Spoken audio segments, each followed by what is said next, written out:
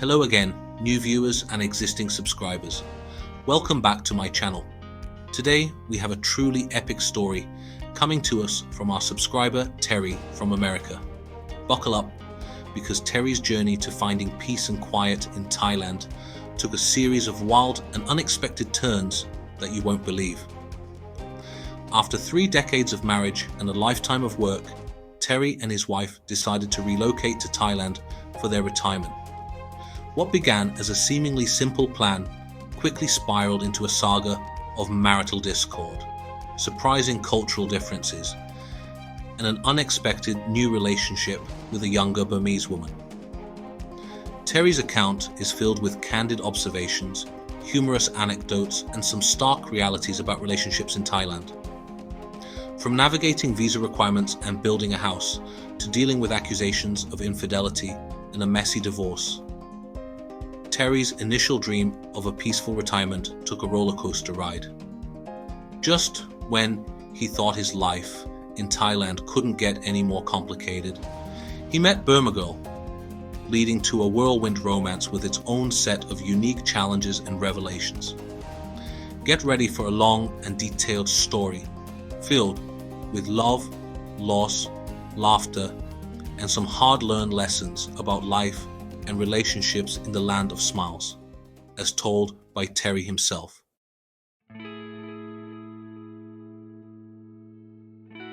The beginning. After some 30 years of marriage and 40 years of working, the wife says, "Why don't we find some place to live out the rest of our years in peace and quiet?"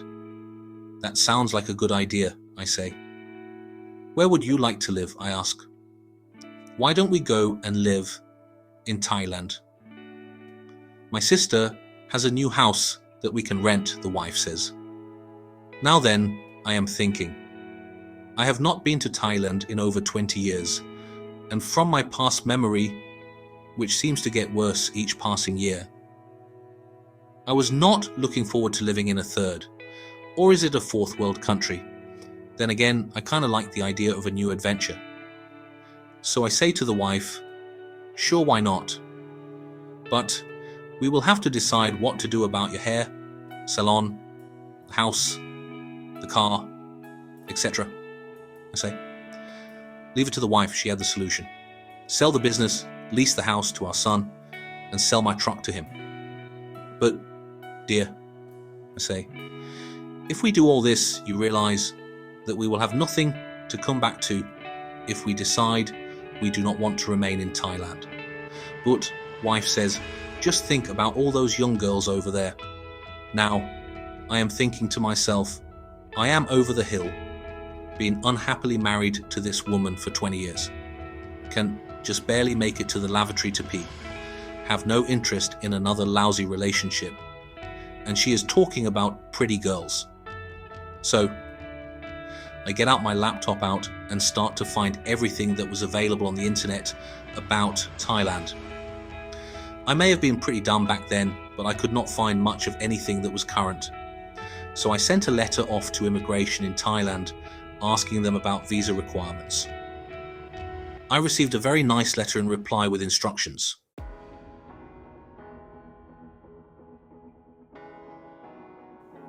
Visa gained, we packed up the bags and off we went on our new adventure to Thailand. After it seemed like 2 days flying halfway around the world, we finally arrive in Bangkok.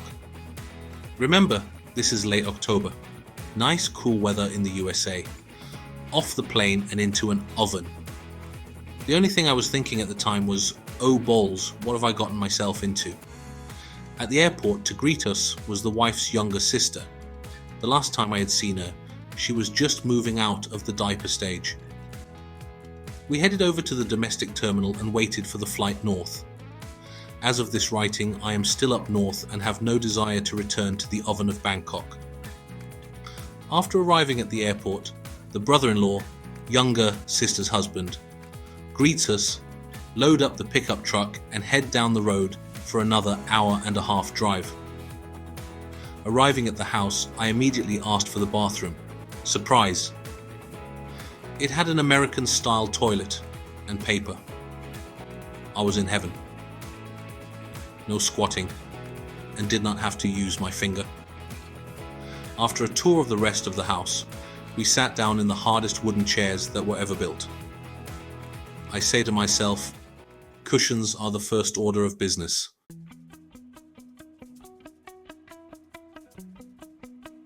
We agreed on 3,000 baht a month as rent on the house. We could have lived there for free. Having been there for 4 months using the older sister's truck when available, I decided it was time to buy our own vehicle. We pick out a Toyota Saluna and ask the salesman to register it in my name. After all, it is my money. But you're an alien, the salesman says. Aliens cannot own a car or truck in Thailand, he says. I said, no. The last time I checked, I was not an alien. I am from planet Earth. What planet are you from? All I got for a reply was a stare. My comment went right over his head and out the door. Had no idea what I said. Well, the car ended up in the wife's name.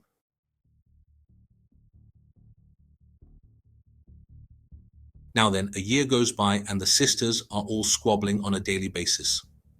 It always seemed as though wifey is the start of it all. So wifey decides we need to build a house in her village. I say to myself, she must be nuts. Of course, I already knew the answer. We search in her village and find 3/4 of a rai for 200,000 baht and purchase it. Then, building time arrives for our new house. Well, my American standards were not good enough for the expert Thai builders.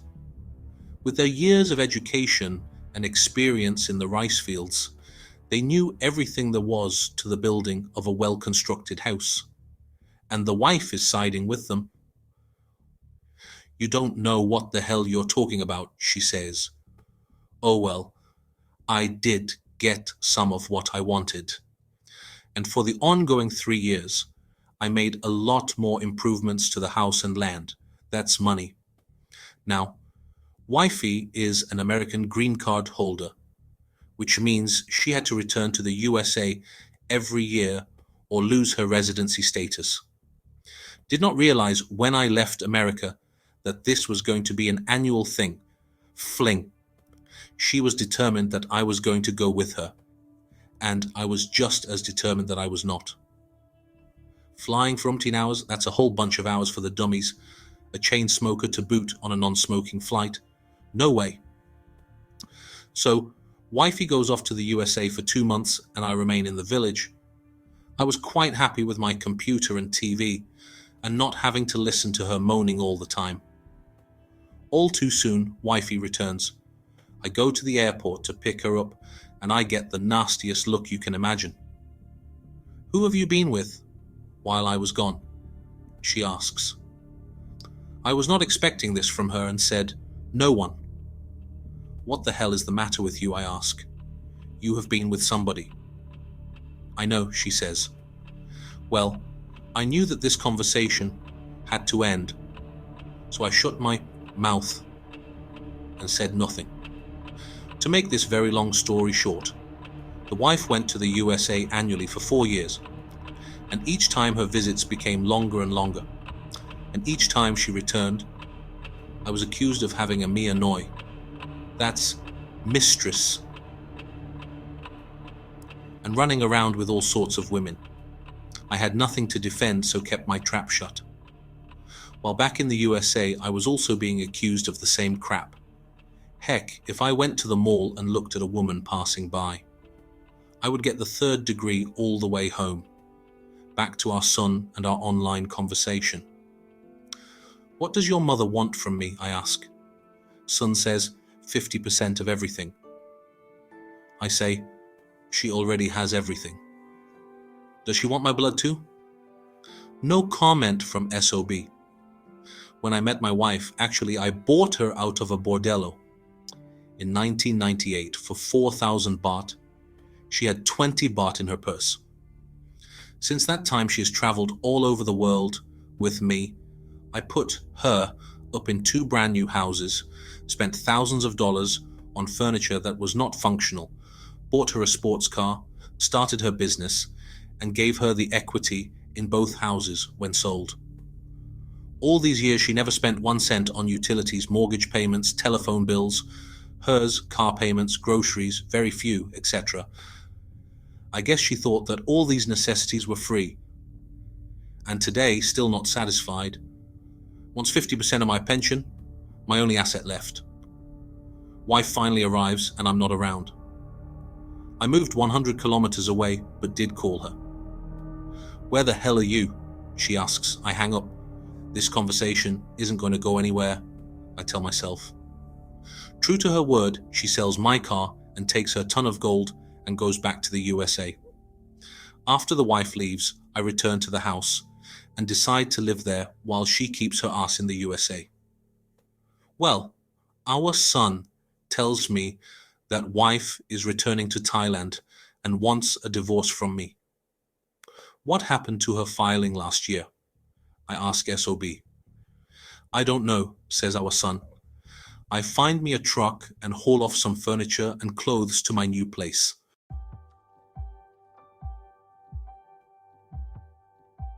With the knowledge that there was no hope of reconciliation with the wife, I went on a fox hunt. That's girl, beaver, etc. hunting. My very first night on the hunt, I spot this gorgeous female. I ask her to spend some time with me and she agrees. The conversation with her goes something like this. "What is your name?" I ask. "Burma Girl." Not her real name, she says.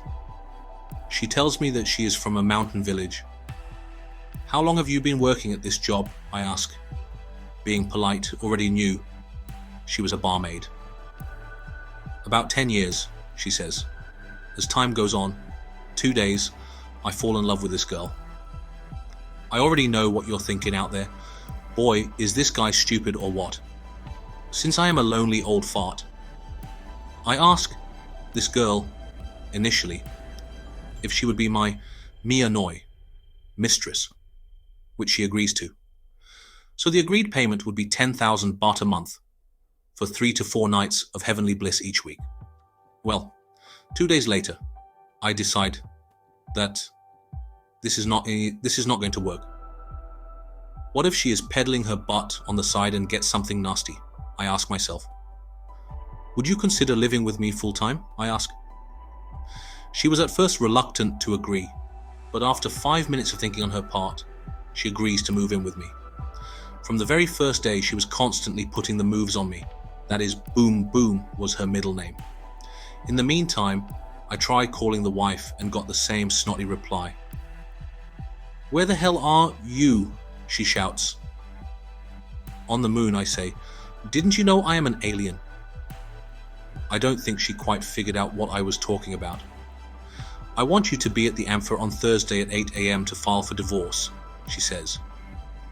"Okay, no problem," I say. So on Thursday, I drag my backside down the 100 kilometers to the Ampher. No wifey. What do I do?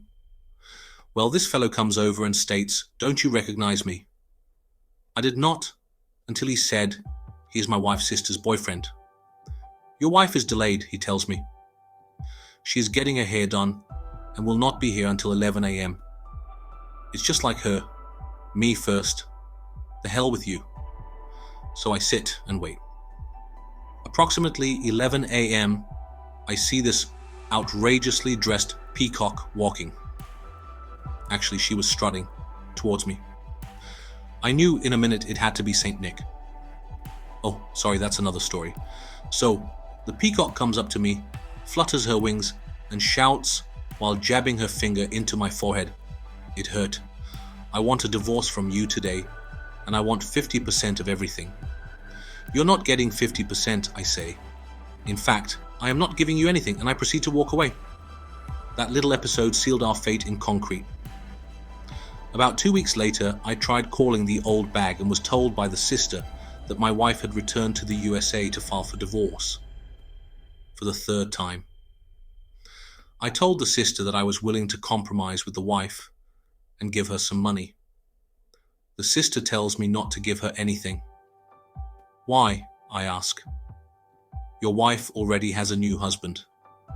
He works at a hospital back there. Bells, whistles, and lights are going off in my head. How the hell can she be married to some other blockhead when she is still married to me? I am asking myself. The sister continues the conversation by stating that the wife, or is it ex, will be returning to Thailand next year with her new husband. I again ask myself, did she get a divorce on the day I walked away? How do I find out? I ask myself. Well, I did not have an answer.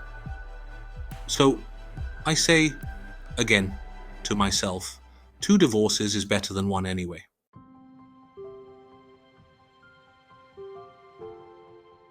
Back to Burma Girl.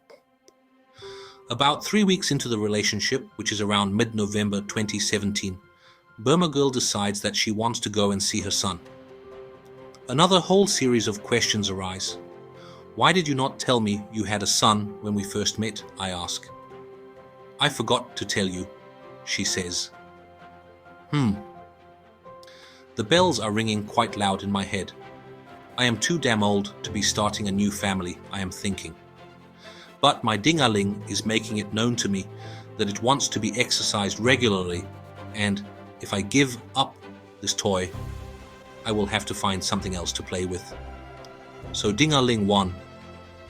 We go to see her son, the filthiest brat I have ever seen. I ask my sweet young thing, who is and where is his father? His father is from Saudi Arabia, she says. Now, this sweet young thing was impregnated 7 years previous by a Saudi that was supposedly her husband. As soon as the kid pops out of the oven, the Arab leaves never to return to her or his son.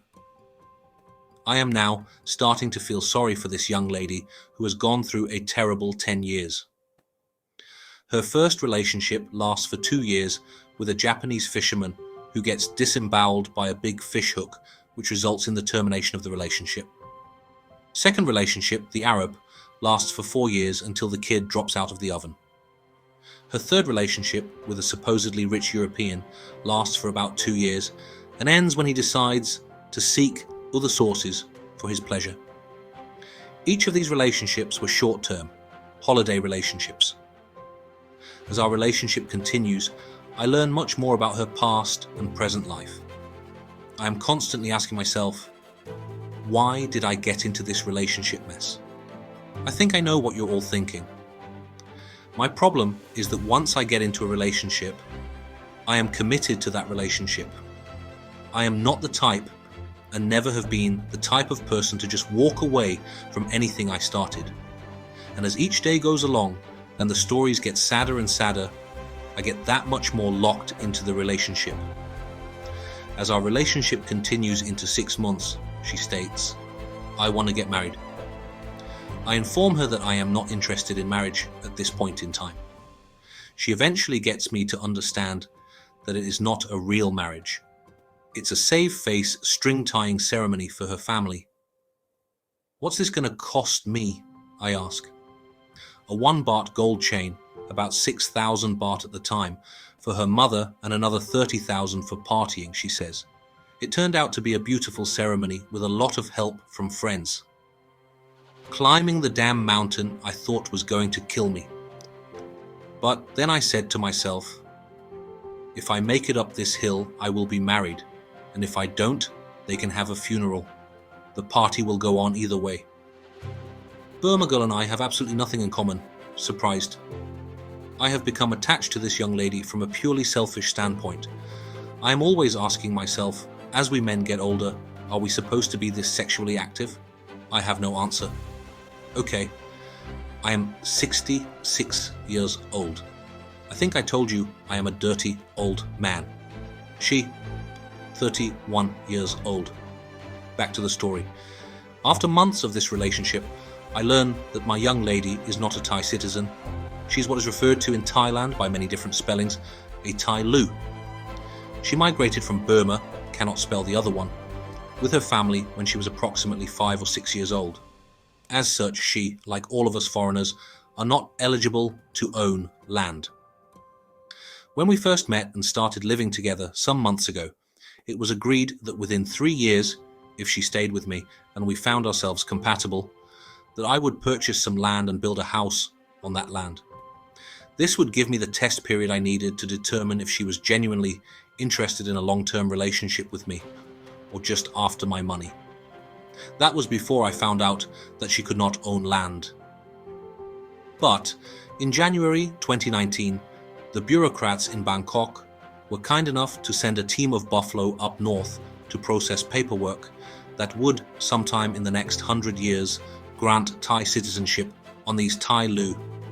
Just maybe, when the 3-year anniversary date arrives, she will have her Thai citizenship. It looks like there will not be a 3-year anniversary. For almost 2 years, I was happily into this relationship with Burma Girl. She was everything I had been looking for. She would sit and hug and play silly games with Ding-a-ling, and then go to bed and make passionate love. This goes on until about 1 month ago. I realize it now, not back then. The cuddling, hugging, and sex started to slack off. Being the gentleman that I am, I did not want to question her about it or get angry about it. Actually, I was happy for the break in routine.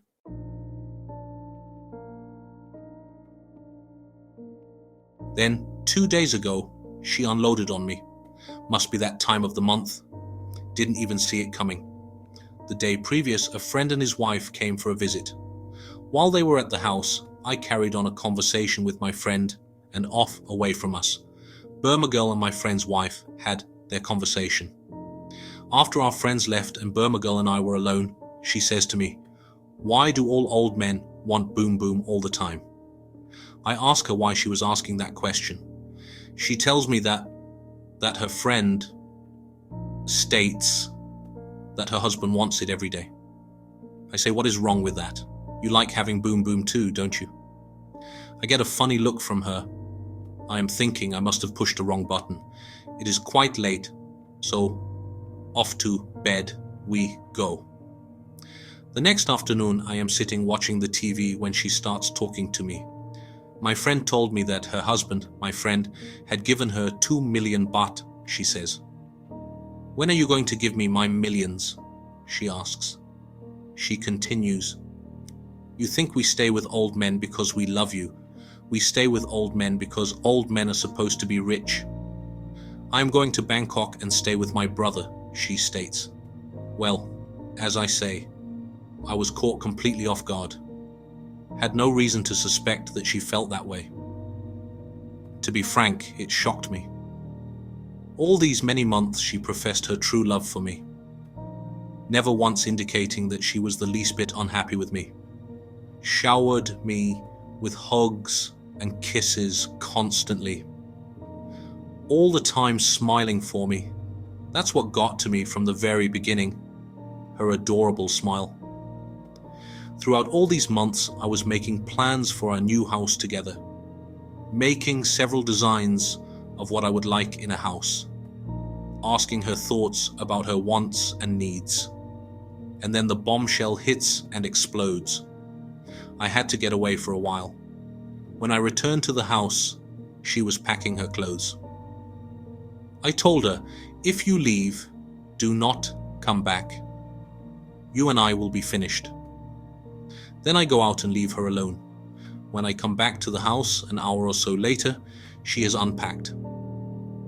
I moved her clothes and other stuff into the second bedroom and tell her that from this point on, this is your room. Further, you and I are no longer Mia, wife, and Sam-me, husband. Furthermore, if you decide to stay, I will pay you 10,000 baht per month to keep my house, rental, clean. I want nothing more to do with you. Okay, you are saying to yourselves, why doesn't he just throw her out? I feel that I am still very much in love with Burma Girl. It is not just the sex. There are many things, such as companionship, being afraid of dying, with no one there holding my hand when I take my last breath, her infectious smile, her good humor, her devotion to her family, they do not desire it. I could go on. And also remember the statement I made earlier. My problem is that once I get into a relationship, I am committed to that relationship. I am not the type, and never have been the type of person, to just walk away from anything I started. She has not started throwing pots and pans or knives at me yet. I have gotten no verbal abuse from her and do not expect any. I will let her simmer for a while. I do not believe that she will remain here with me for a very long period. I suspect that she will eventually realize that our relationship is over and will move to Bangkok. At least that is what I am hoping for. As much as I think I love her, I do not believe I could continue a relationship with her after the very bitter things she said to me.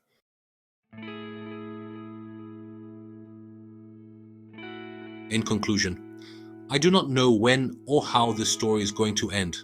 It is said that money and expensive material things are the only motivation that Thai women have for staying, a very big maybe, with us, the foreigner. Then again, how can we blame them when you consider their miserable background? In Burma Girl's case, she has no education, zero schooling, cannot read or write the Thai language, and has no job prospects, nothing but her body to support her miserable life. They are forced or coerced into the life they have to support. In my case, a bitch of a mother and 2 cousins that have been left motherless and fatherless, not to mention her own son. So, how do we not keep from feeling compassion or being sorry for their miserable existence? The sad part is that she was happy for a long time with me and could have continued having a very good lifestyle. But they throw it away at the bat of an eyebrow and maintain that there is a better life waiting for them in someone else's arms. I wish there was a social psychologist, not sure of this one, that could explain this type of behavior. My personal knowledge of foreign Thai relationships comes from listening to many stories from here in Thailand and in the USA. My current relationship did not pass my personal 3-year test. Too many foreigners come over here with their life savings, find what they believe to be their one true love, buy the land in their wife's and girlfriend's name, build a house of substantial size, get literally kicked out on their ass as soon as the house is completed, and lose everything 6 months later. And there is no recourse through the court system over here to get even 1 baht back from their investment. Oh, you say, I don't know what I am talking about. I personally know of 4 foreigners that this has happened to here in Thailand. I also know of several foreigners that have purchased expensive vehicles while on holiday in their girlfriend's wife's name, only to come back 6 months later to find that the vehicle has been sold and the girlfriend, wife, gone. My opinion, if you, the foreigner, are going to get involved with a Thai girl, woman, make it a long-term test period, in my case 3 years, before turning over large sums of money or purchasing expensive houses or cars. These Thai women have itchy paws. They have to have their fix, actually, your money, now. Not tomorrow, next year, or 3 years from now. And the minute you give in to their demands, they will be gone. So, if they're going to go anyway, why give them anything? If they truly love you, as they are extremely good at telling you, then they will still be with you 3 years later. Even then, I would not go hog wild, giving them everything under the sun.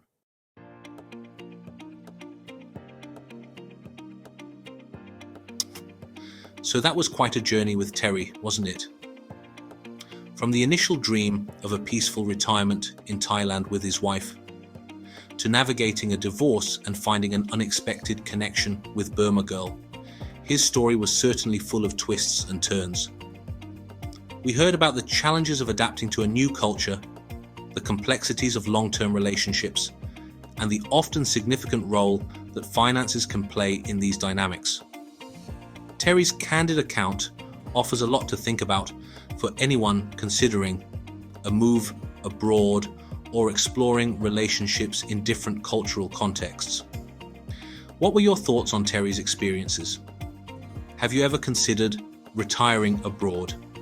Or have you had any unexpected life changes that took you down a completely different path?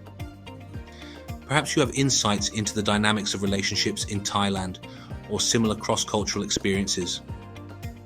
Share your thoughts and opinions in the comments below. We're always interested in hearing your perspectives and creating a community for open discussion. If you found Terry's story engaging, insightful, or even a little bit wild, please give this video a thumbs up. And if you enjoy hearing these kinds of personal and in-depth accounts from around the world, make sure to subscribe to the channel and hit that notification bell so you don't miss our next story. Thanks for watching, and we'll catch you in the next video.